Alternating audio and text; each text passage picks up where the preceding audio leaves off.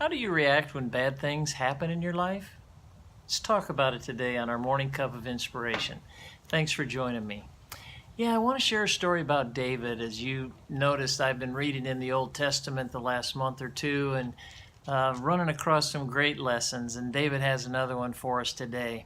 Nathan the prophet confronted David for the sin that he had committed with Bathsheba and Bathsheba's husband, and he took Bathsheba as his wife, and she became pregnant and was going to have a child. Well, when Nathan confronted David, David confessed to the sin. He humbled himself and acknowledged to God that he was wrong. God honored that and allowed him to live, but told Nathan to tell him, your son is not going to live. That's bad news. God allowed a bad thing to happen to David. Let's look to see how David handled that. First of all, he went into a fast for 7 days, praying that God would heal his son. On the 7th day, his son passed away. Let me read to you what he did, and then we'll talk about it just for a second. When David saw the servants were whispering, he perceived the child was dead, and therefore asked his servant, "Is the child dead?" And they said, "He is dead." So David arose from the ground, washed, anointed himself, changed his clothes, and listen to this, went into the house of the Lord and worshiped.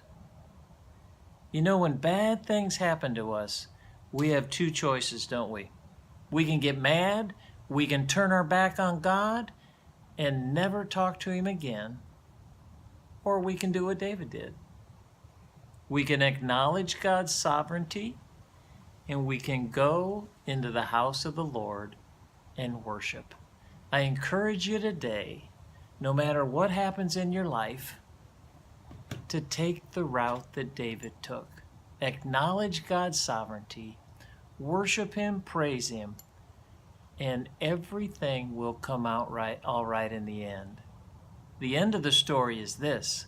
Yes, God allowed David's son to die, but he allowed another one to rise up right behind him, which was King Solomon, the wisest man in the world, one of the greatest leaders ever known.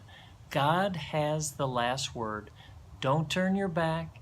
Acknowledge him and trust him in the bad times, and he'll see you through. God bless. Once again, thanks for joining me for that morning cup of inspiration, and we'll see you next time.